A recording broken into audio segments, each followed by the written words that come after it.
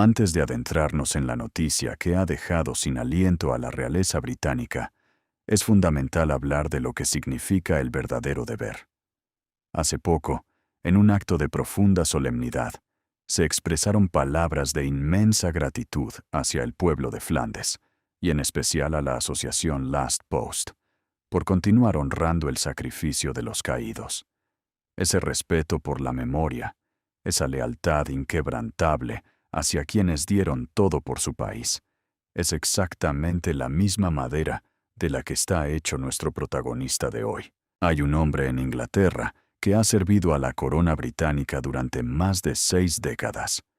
60 años sin una sola mancha, sin un solo escándalo público. Hoy tiene 90 años de edad. Es la última persona viva que respiró el aire durante el reinado del rey Jorge V. Es el hombre que, como una sombra protectora, se mantuvo firme junto a la reina Isabel II en el balcón del Palacio de Buckingham durante su última y conmovedora aparición en el Jubileo de Platino. Para el mundo del deporte, su rostro es una tradición.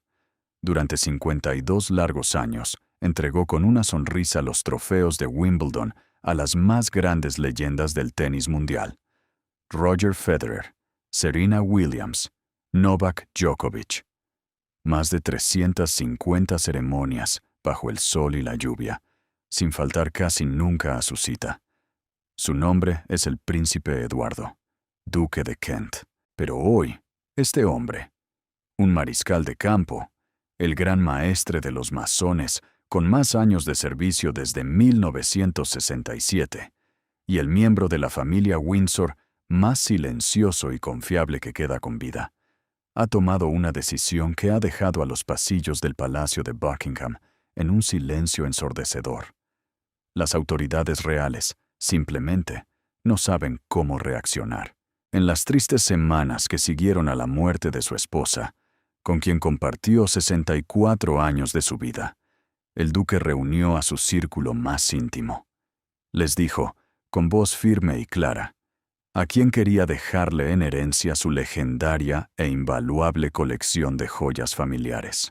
El nombre que salió de sus labios no fue el de la reina Camila. El nombre que eligió fue el de Catalina, la princesa de Gales, Kate Middleton, la futura reina de Inglaterra. No te vayas, porque para entender el verdadero peso de lo que acaba de hacer el duque, tenemos que comprender 3 cosas muy simples pero profundas. ¿Quién es realmente este hombre? ¿Qué son exactamente estas joyas?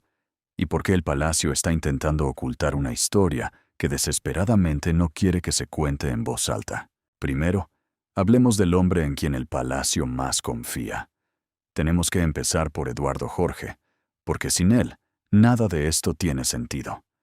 El duque de Kent no es el tipo de miembro de la realeza que busca acaparar las portadas de las revistas. No es un hombre que llame a los periodistas a escondidas, ni mucho menos alguien que dé entrevistas llenas de lágrimas en la televisión extranjera. Él es, en el sentido más puro y verdadero de la palabra, la vieja guardia de los Windsor. Es un hombre criado y forjado bajo una regla de oro, simple pero estricta. Un miembro de la realeza no se queja y no da explicaciones. Su vida pública entera se ha construido sobre los cimientos de una lealtad institucional callada y de hierro. Es el tipo de lealtad que se vuelve invisible precisamente porque nunca falla, nunca tiembla. Piénsalo un momento. ¿Cómo se ven 6 décadas de pura lealtad en la vida real? Se ven en 350 ceremonias de trofeos. Se ven en ser el líder supremo de la Gran Logia Unida de Inglaterra, la organización masónica más importante del mundo, de manera ininterrumpida desde 1967. Hablamos de casi 58 años, seguidos de una autoridad tan discreta que la gran mayoría del pueblo británico ni siquiera sabe que existe. Es mariscal de campo, el rango más alto que un militar puede alcanzar en el ejército británico. Pero aquí está el detalle que hace que se te ponga la piel de gallina. El duque de Kent es el último primo hermano sobreviviente de la reina Isabel II. Es el último puente vivo, de carne y hueso, hacia la generación que construyó la monarquía británica moderna. En junio de 2022, una fotografía dio la vuelta al mundo, aunque pocos entendieron su verdadero significado.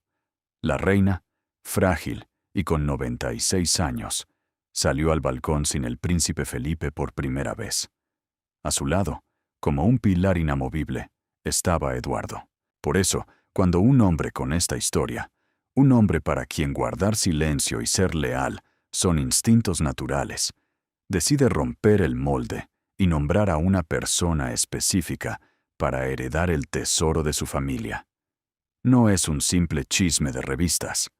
Para los que conocen a este hombre y entienden lo que representa, esto es un verdadero terremoto. Ahora hablemos de su esposa. Porque las joyas que están en el centro de esta tormenta no eran simplemente suyas, como cualquier otro collar o anillo. Eran el símbolo de una historia de amor y sacrificio completamente extraordinaria.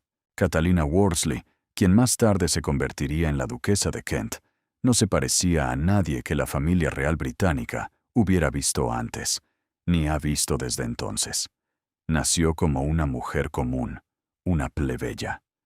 Fue la primera persona sin título nobiliario en casarse con un duque real en más de 100 años. La madre del duque, la princesa Marina, se opuso rotundamente a este amor.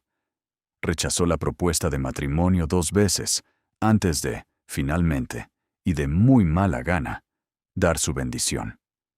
Pero Catalina era una mujer de otra pasta. Ya había viajado sola por Canadá, cruzando un continente entero en un humilde autobús Greyhound, esperando en silencio a que el hombre que amaba luchara lo suficiente para ganar el derecho de estar con ella. Él luchó. Y ganó.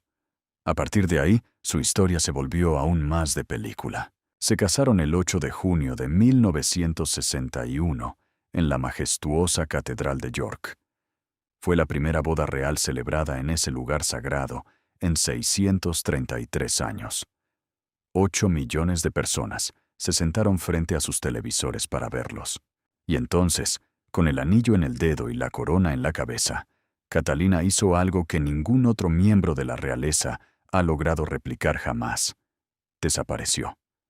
Se esfumó en la vida ordinaria de manera deliberada, total y sin el más mínimo deseo de recibir aplausos o reconocimiento. Durante años, esta duquesa manejaba su propio auto, recorriendo más de 600 kilómetros de ida y vuelta desde Londres, cada semana, con un solo propósito: enseñar música a niños en una sencilla escuela primaria en la ciudad de Hull.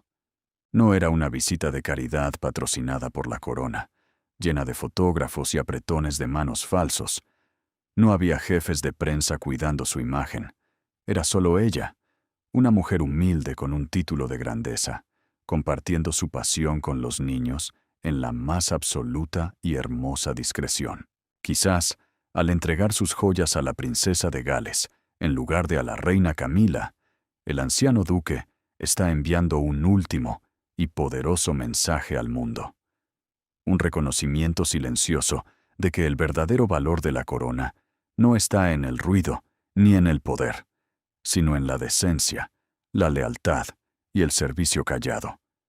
Un legado de amor puro, de una Catalina hacia otra. Como les venía contando, esta mujer dejó atrás los salones de mármol para ensuciarse las manos en el mundo real. Semana tras semana, año tras año, se paraba frente a la pizarra para enseñar a los niños. Y lo más asombroso de todo es que nadie, ni los padres cansados que recogían a sus hijos, ni los alumnos revoltosos, ni sus compañeros maestros, sabía quién era realmente. Para todos ellos, y con la única complicidad del director de la escuela, ella era simplemente la señora Kent. Una maestra más, pero su corazón de vocación no se detenía en las aulas. Sin que los fotógrafos la persiguieran, se entrenó como voluntaria en la línea de los samaritanos. En las noches frías y oscuras, cuando la soledad aprieta el pecho, esta duquesa atendía de forma anónima las llamadas de personas en crisis que estaban al borde del abismo. Servía platos calientes en un refugio para personas sin hogar. Y en el año 2004, su amor por el arte la llevó a cofundar la organización Future Talent, un faro de esperanza para apoyar a niños con un don musical maravilloso, pero que habían nacido en familias golpeadas por la pobreza. Era una mujer de la nobleza, sí, pero con los pies bien hundidos en la tierra húmeda del pueblo. Y también conoció el sabor amargo de la tragedia. En 1977, a los 9 meses de embarazo, dio a luz a un bebé que nació sin vida. Era una época fría en la realeza, donde la regla no escrita dictaba que el dolor debía tragarse a puerta cerrada, llorar en silencio y salir al día siguiente con una sonrisa ensayada. Pero ella se negó. Ella rompió el cristal y habló abierta y valientemente sobre la profunda oscuridad de la depresión que la ahogó después de perder a su hijo. Lo hizo décadas antes de que cualquier otro miembro de la familia real británica se atreviera siquiera a susurrar sobre la salud mental. Luego, en 1994, la señora Kent tomó la decisión personal más explosiva que cualquier miembro de alto rango de la realeza hubiera tomado en 3 siglos. Se convirtió a la fe católica.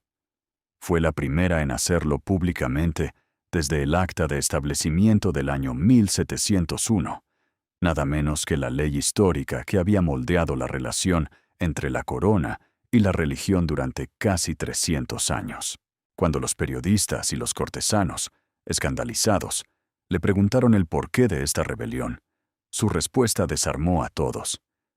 Dijo que se había sentido profundamente conmovida por la sencillez y la humildad de las personas de su nueva comunidad de fe.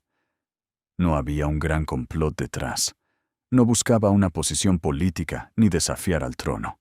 Era, pura y llanamente, una mujer valiente siguiendo la brújula de su propia conciencia.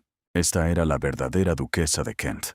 Una mujer de carne, hueso y un espíritu inquebrantable. Y esta es la mujer cuya ausencia hoy llora el anciano duque. En la tranquila noche del 4 de septiembre de 2025, rodeada por el calor de su familia, Catalina se apagó pacíficamente en el Palacio de Kensington a la edad de 92 años. Pero lo que ocurrió en los 12 días posteriores a su último suspiro levantaría una tormenta de arena. Expondría tensiones internas, peleas y codicias dentro de la familia real, que el palacio había rezado durante años para que el público jamás notara. Para entender por qué alguien, con toda la riqueza del mundo, pelearía a capa y espada por la colección de los Kent, primero hay que entender qué es exactamente lo que está sobre la mesa. No estamos hablando de accesorios bonitos para combinar con un vestido de gala. No.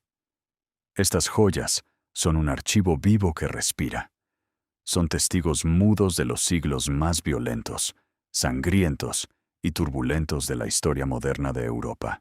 Cada diamante, cada zafiro de esa colección, ha sobrevivido a cosas que imperios enteros no pudieron soportar. La historia nos arrastra a la nieve de Rusia. En un palacio majestuoso de San Petersburgo, la gran duquesa María Pavlovna era la dueña de la mejor y más deslumbrante colección privada de joyas de todo el imperio ruso, solo superada por la de la mismísima zarina. Cuando estalló la Revolución Rusa en 1917, con las calles ardiendo y el imperio desmoronándose, ocurrió un rescate de película. Su hijo Boris y un diplomático británico de nombre Bertie Stopford se disfrazaron de simples obreros de la calle. Aprovechando el caos y el humo, irrumpieron en el palacio de Vladimir y, en un acto de pura adrenalina, sacaron las joyas a escondidas, metidas en viejos bolsos de lona estilo Gladstone. Cruzaron fronteras y mares hasta que finalmente las piezas descansaron en una caja de seguridad en Londres. Así, 224 piezas irrepetibles, registradas por los joyeros Garrard en enero de 1920, escaparon del fuego de la revolución. Sigue el hilo de sangre hasta nuestros días. La única hija de la gran duquesa era Elena Vladimirovna de Rusia. La hija de Elena fue la princesa Marina de Grecia y Dinamarca. Es a través de esa línea directa, de madre a hija, como las joyas imperiales de los Románov terminaron convirtiéndose en las joyas de la familia Kent. Marina cruzó Europa con ese tesoro en sus maletas cuando se casó y entró a la familia Windsor en 1934, convirtiéndose en la madre de nuestro duque de Kent. Y ojo, que Marina ya era la mujer más elegante de todo el continente antes de poner un pie en Gran Bretaña. Las tiendas de Londres enloquecían, vendiendo copias de sus sombreros a las pocas semanas de anunciarse su compromiso. Había un tono de turquesa que la gente bautizó como azul marina, en su honor. Hasta el gran diseñador de moda Molyneux llegó a decir que ella era la mayor influencia en la moda desde la emperatriz Eugenia. La reina María, una mujer que entendía el peso cultural e histórico de las joyas mejor que nadie en el siglo XX, se aseguró de que Marina recibiera como regalo de bodas las piezas más importantes que la familia Windsor tenía en sus bóvedas. La corona de este tesoro era la famosa Parure de zafiros de Cambridge, un juego completo de deslumbrantes zafiros y diamantes creado en la década de 1830. Un conjunto que había pasado de mano en mano a través de 7 décadas de mujeres reales antes de llegar a Marina. Pero la vida da giros amargos. Cuando Marina falleció en 1968, las leyes y los brutales impuestos de sucesión obligaron al actual duque de Kent a vender varias piezas de inmediato para poder pagar las deudas al Estado. Fue un desgarro público. Arrancar pedazos de historia familiar para pagar facturas. La tiara de zafiros de Cambridge fue subastada en Sotheby's en 1993. El broche de lazo de diamantes de los Romanov, aquel que cruzó la revolución en un bolso de lona, se subastó en Christie's en el año 2012 por la asombrosa suma de $842.500, cuadruplicando su precio estimado. Unos pendientes de diamantes que alguna vez colgaron en los salones de un palacio ruso que ya no existe. Hoy, según se dice, pertenecen a la estrella de televisión estadounidense Kim Kardashian, pero lo que quedó en manos de la familia Kent sigue teniendo un valor incalculable. La famosa tiara de perlas de Kent, que se cree lleva incrustadas partes de una pieza original del Palacio de Vladimir, fue exhibida con orgullo al público hace muy poco, en 2022. Y aquí es donde el círculo se cierra y te pido que te hagas una pregunta profunda. Cuando el duque decide saltarse el protocolo y entregarle esto a Kate Middleton, ¿qué significa realmente heredar algo así? No es simplemente recibir oro o piedras brillantes. Es heredar una cuerda irrompible que te ata a un mundo que la revolución intentó borrar de la faz de la tierra. Es cargar sobre tus hombros la fuerza, la elegancia, las tragedias y la resistencia de 4 generaciones de mujeres extraordinarias. Quien sostiene esas joyas entre sus manos no solo gana un valor en dinero, que, por cierto, supera las decenas de millones de libras. Quien recibe esas joyas se convierte en la guardiana de la historia misma, y que el duque haya elegido a Kate lo dice todo. Quien recibe estas joyas acepta sobre sus hombros todo el peso y el dolor de la historia que acarrean. No son simples adornos, son el alma de un imperio extinto. Y según fuentes muy cercanas a la familia Kent, el anciano duque ha decidido con total claridad quién es la única persona en el mundo que merece cargar con ese peso. El nombre que pronunció fue el que nadie esperaba.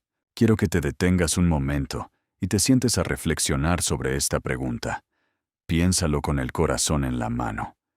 Si tú fueras el duque de Kent, un hombre de 90 años, que acaba de enterrar a la mujer que amó con locura durante 64 años.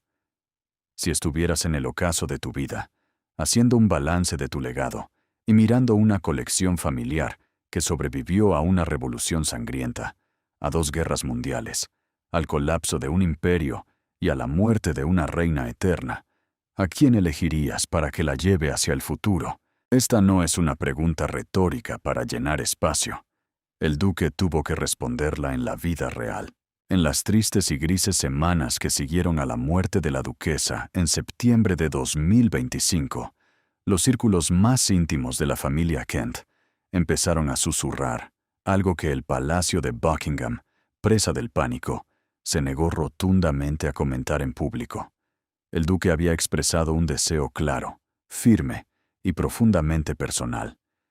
Quería que las piezas que quedaban, los zafiros históricos, los diamantes que alguna vez pertenecieron a los zares Romanov, las tiaras que habían escapado de la destrucción de todo un imperio, pasaran a las manos de Catalina, la princesa de Gales, no a la reina Camila, no a ninguna otra mujer de alto rango de la familia, solo a Catalina. Y para entender la magnitud de esto, debes comprender lo que significa que un hombre como el Duque de Kent haga un movimiento de este calibre. Hablamos de un hombre que ha servido a la corona sin provocar ni media controversia durante 60 largos años. Un hombre para quien la lealtad a la institución no es una táctica de supervivencia, es una religión, un valor grabado en su ADN. Ha visto pasar y ha apoyado a cada monarca desde el rey Jorge VI. Por su crianza y su naturaleza, él no hace gestos políticos, no envía mensajes ocultos, no juega a la guerra de tronos. Por lo tanto, que él haya nombrado a una heredera específica y que haya dejado que sus deseos personales circularan por los pasillos reales hasta llegar a la prensa, no es un descuido. No es un accidente de un anciano. Es una declaración de principios. Y la razón por la que, según se dice, eligió a Catalina, va mucho más allá de una simple colección de joyas. Toca el nervio más sensible de una batalla silenciosa y trascendental. ¿A quién le pertenece realmente el futuro de la monarquía británica?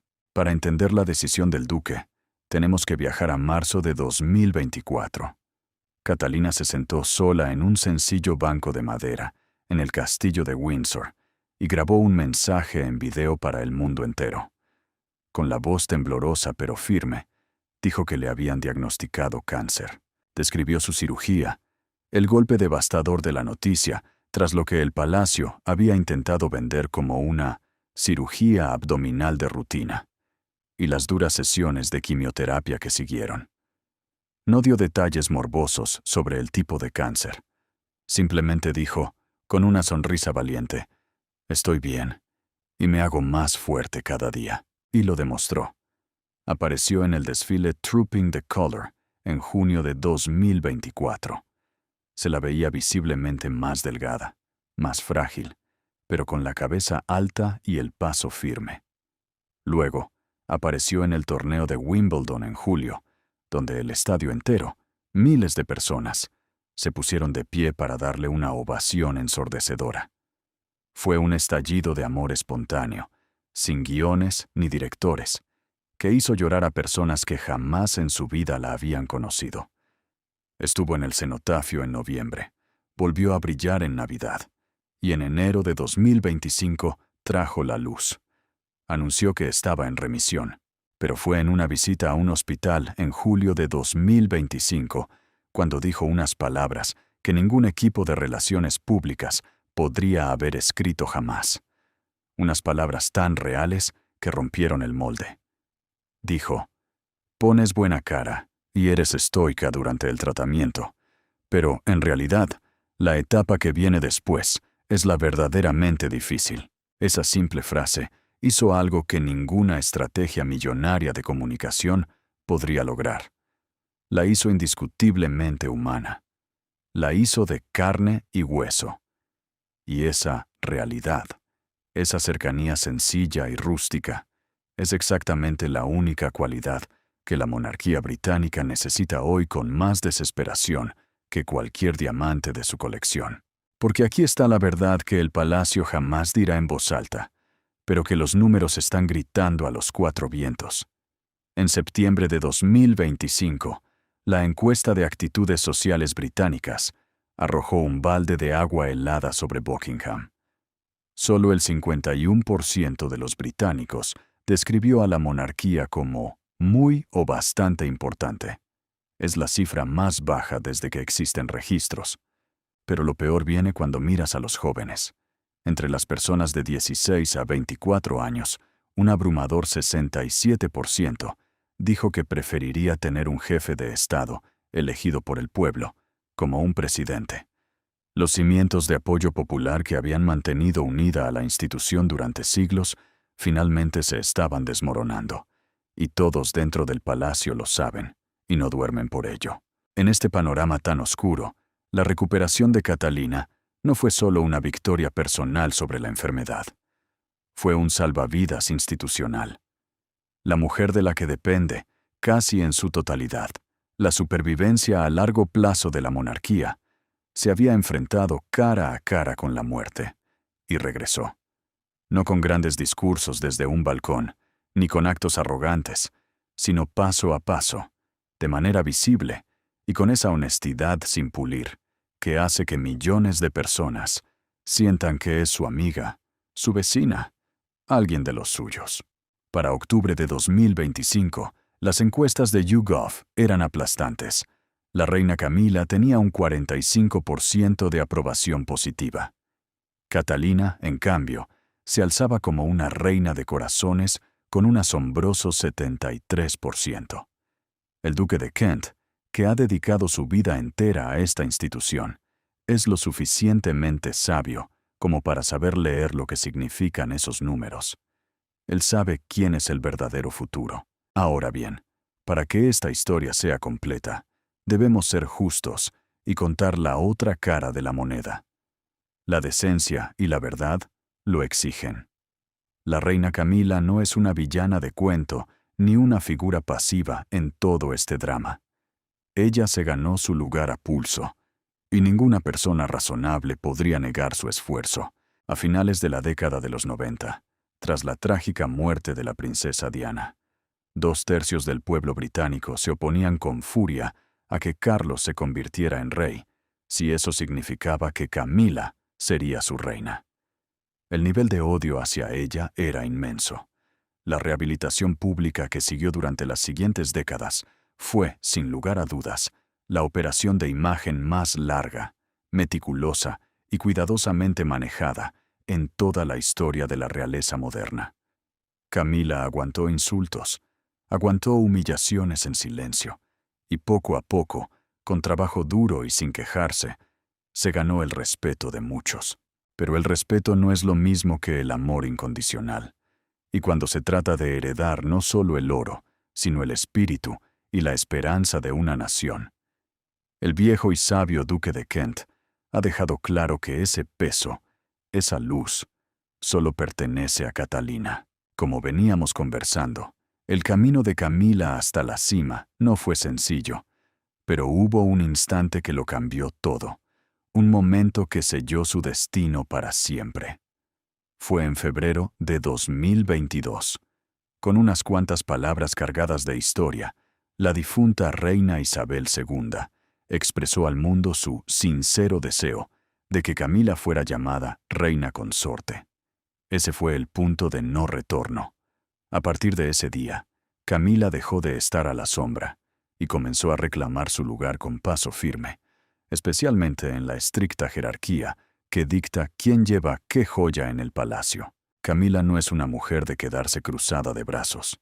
En una gran recepción en 2023, se coronó nada menos que con la tiara de las niñas de Gran Bretaña e Irlanda.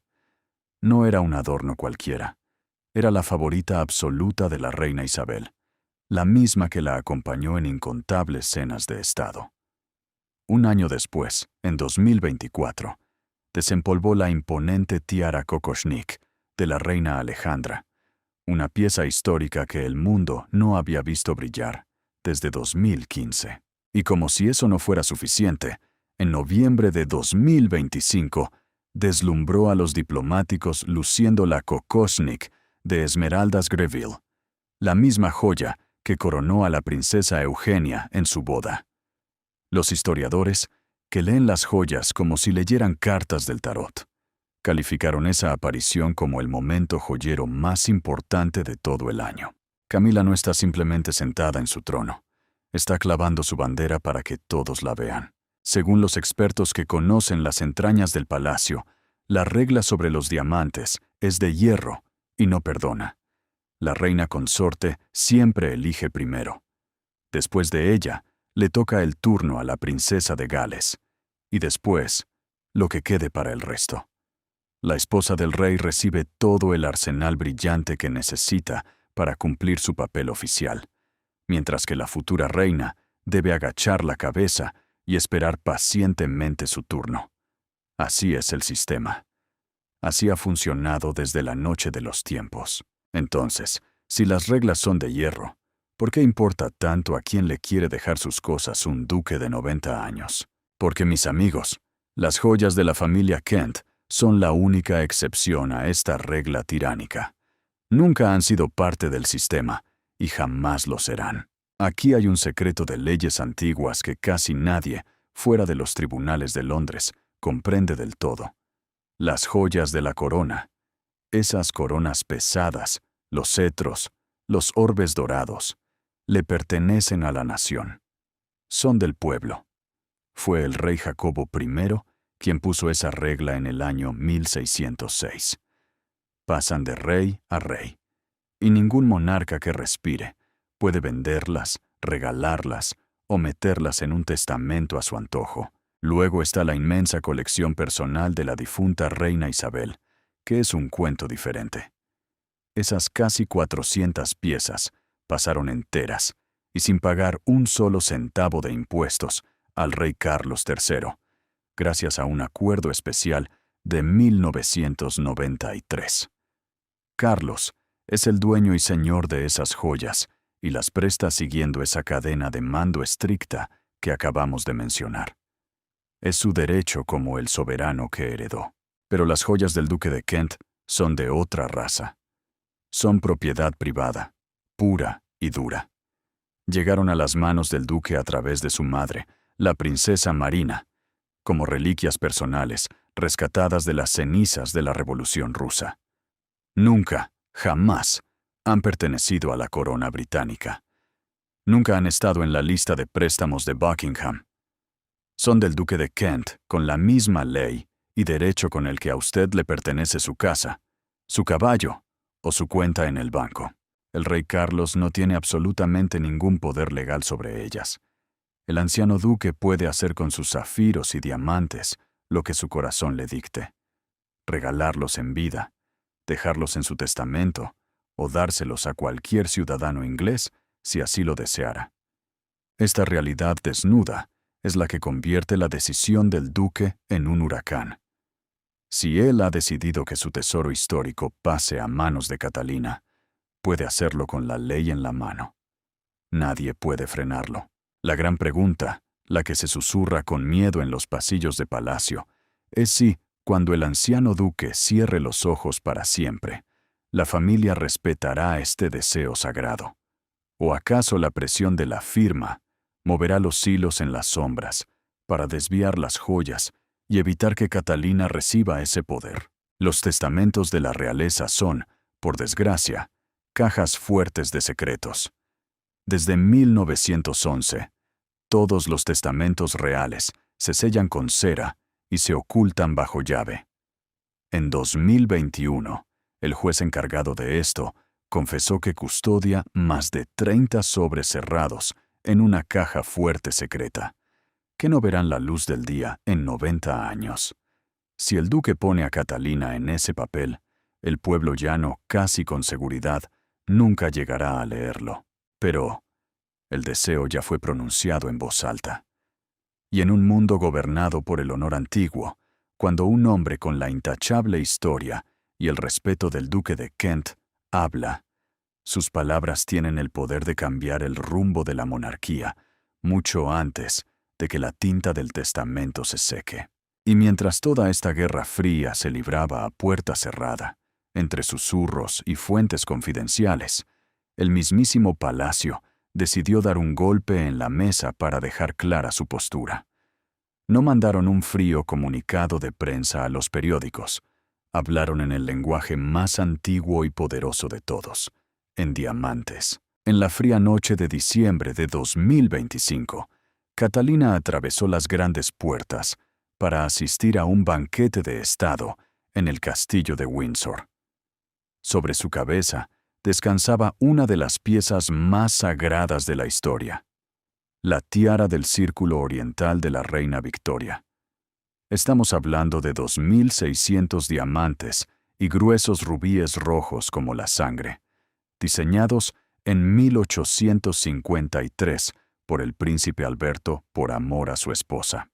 Y aquí viene el detalle que pone los pelos de punta. La propia y poderosa Reina Victoria dejó una orden escrita, una estipulación sagrada en su testamento, exigiendo que esa joya en particular fuera usada única y exclusivamente por monarcas reinantes o reinas. Esa noche de diciembre, Catalina hizo historia al convertirse en la primera princesa, la primera mujer que no es reina, en atreverse a usarla en público en 172 largos años. Dejen que el peso de esa verdad aterrice en sus mentes por un segundo. Una corona que la reina más estricta de la historia ordenó que solo tocara la cabeza de una reina definitiva. Fue colocada de forma deliberada sobre los cabellos de la princesa de Gales. Los expertos, los historiadores y hasta los sirvientes más antiguos que vieron las fotografías al día siguiente, se quedaron sin respiración. Entendieron de inmediato el mensaje oculto. Entendieron que el palacio, en medio de la tormenta, ya había elegido quién lleva la verdadera corona hacia el futuro. Déjenme decirles algo muy claro, que Catalina usara esa corona. Esa noche no fue un simple capricho de vestuario. No fue una asistente de palacio eligiendo algo bonito del joyero a última hora. No. Esto fue una declaración de guerra silenciosa, un grito de la propia institución anunciando hacia dónde y hacia quién están construyendo su futuro. Y este mensaje encaja perfectamente con un patrón que se ha estado tejiendo, hilo a hilo y en la más absoluta sombra, durante los últimos años. Piensen en la joya más famosa que usa Catalina, la tiara de los nudos de amor de Cambridge, Cambridge Lover's Knot. Fue fabricada en 1913 para la Reina María, y todos la recordamos porque fue la corona que la princesa Diana usó con dolor y orgullo durante toda la década de los 80. Tras la trágica muerte de Diana, esa corona desapareció de la vista del público. Se guardó en la oscuridad durante 18 largos años, pero en diciembre de 2015, Catalina la sacó a la luz por primera vez. Desde ese día, se ha convertido en su joya más fotografiada. Analicen las capas de este simbolismo, porque en el palacio nada es casualidad. La Reina María, la dueña original, tuvo en vida exactamente los mismos dos títulos, Duquesa de Cambridge y Princesa de Gales. Los mismos dos títulos que ha llevado Catalina. Esta conexión no es un accidente. A este nivel de poder y simbolismo real, las casualidades simplemente no existen. Aquí radica la verdadera tensión, la herida abierta que el palacio jamás va a reconocer ante los micrófonos. Esto no es una simple pelea de pasillo entre dos mujeres celosas. Es, en realidad, el choque de dos líneas de tiempo. Camila es dueña del presente, pero a Catalina se la está construyendo, de manera activa e inconfundible, como el futuro permanente. Ambas realidades son ciertas, ambas son legítimas, y ambas están siendo manejadas al mismo tiempo por un rey, Carlos III, que sabe perfectamente que su único trabajo ahora mismo es ser el puente de cristal entre ellas dos. Pero entonces, llegó un funeral para el que ninguna de estas dos líneas de tiempo estaba preparada. Un adiós que se convirtió en el evento real más significativo de los últimos 5 siglos, y que dejó una silla vacía que el palacio, por más que sudara, no pudo justificar. El 16 de septiembre de 2025, el rey Carlos III entró caminando a la Catedral de Westminster para asistir a una misa católica de Requiem por el descanso del alma de la duquesa de Kent. En ese preciso instante, se convirtió en el primer monarca británico reinante en asistir formalmente a un servicio católico en suelo británico, desde que la Reforma rompió las relaciones entre Gran Bretaña y Roma hace casi 500 años. Deténganse a pensar en lo que esto significa a nivel histórico, a nivel de las leyes y a nivel humano. Hablamos del gobernador supremo de la Iglesia de Inglaterra, un hombre que, con la mano sobre la Biblia, el día de su coronación, juró defender la religión protestante. Y ahí estaba él, sentado en una catedral católica, participando de una misa de Requiem. No mandó a un secretario en su nombre. No se quedó mirando desde un balcón lejano. Se sentó allí adentro, y las cámaras captaron cómo se conmovió profundamente durante toda la ceremonia. Lo hizo por amor, un acto de amor personal y puro hacia una mujer valiente que se había convertido al catolicismo 31 años antes, y que pasó el resto de su vida sirviendo a su fe con la misma humildad y el mismo anonimato con el que vivió todo lo demás. A su lado estaba el príncipe William, y a su otro lado estaba Catalina. Los fotógrafos captaron un momento de una ternura genuina y visible. Catalina consolando en silencio a su suegro, el rey Carlos, tocando su brazo suavemente durante el servicio. Esa imagen, pura y humana, dio la vuelta al mundo en menos de una hora. La princesa Ana también estaba allí. El príncipe Andrés acudió, en una de sus rarísimas apariciones públicas. El propio duque de Kent, a sus 89 años, caminaba lentamente apoyado en su bastón, acompañado de su hija, Lady Helen Taylor. Ella llevaba puesto el broche de diamantes y el anillo de compromiso de zafiro de su difunta madre, como un tributo profundamente personal. Toda la plana mayor de la familia Windsor estaba bajo el techo de esa catedral aquella tarde. Todos, excepto la reina Camila. Camila no estaba. Había viajado desde Escocia esa misma mañana para retomar su apretada agenda oficial al día siguiente, donde recibiría a Donald Trump en el Palacio de Buckingham para el inicio formal de su visita de Estado. Estuvo ausente en un momento que los libros de historia ya describen como un hecho sin precedentes en medio milenio, para poder estar fresca para una bienvenida presidencial 24 horas después. Esa silla vacía hizo que el pueblo británico empezara a hacerse preguntas en voz alta. En los comentarios de Internet, en las columnas de los periódicos y en las charlas de café, la gente empezó a gritar lo que el palacio había rezado durante 3 años para que se mantuviera en secreto. Y la respuesta a esa pregunta no la iban a encontrar en ningún comunicado oficial escrito por relacionistas públicos. La respuesta vive encerrada en documentos legales, en testamentos sellados con cera y en la convicción inquebrantable y silenciosa de un anciano de 90 años que jamás ha dado un paso en falso en 6 décadas de servicio a su país. Entonces, ¿en dónde nos deja todo esto? El viejo duque de Kent sigue vivo, sigue callado, sigue observando el tablero de ajedrez como solo puede hacerlo alguien que ha vivido dentro de esta fortaleza de cristal durante 9 décadas. Su testamento aún no es público, y lo más probable es que nosotros, la gente común, jamás lleguemos a leerlo. Su inmensa colección de joyas sigue guardada en sus estuches de terciopelo, esperando en la oscuridad, cargando con el peso extraordinario de 4 generaciones, de mujeres fuertes y de una revolución de sangre y fuego que intentó, y fracasó, borrarlas de la historia. Pero algo en las raíces de la monarquía se ha movido. Se ha roto un dique, y el agua ya no se puede devolver al río con silencios. La supuesta decisión del duque de Kent no se trata realmente de a quién le brillan más los zafiros. Es una declaración rotunda sobre dónde cree él que reside hoy el alma viva de la monarquía británica. Para un hombre que ha sido la sombra leal de la reina Isabel, que ha estado en más eventos reales que casi cualquier persona viva. Elegir a Catalina por encima de Camila tiene un significado institucional que aplasta a cualquier protocolo. El palacio enfrenta una crisis. Ya no puede esconderse detrás de encuestas desastrosas entre los jóvenes que se preguntan para qué sirve tener reyes en pleno siglo XXI. La institución está perdiendo la batalla por justificar su propia existencia. Y la única persona en la que el palacio ha apostado todas sus fichas para sobrevivir a largo plazo es exactamente la misma persona a la que el duque, según todas las voces, quiere entregarle estas joyas sagradas.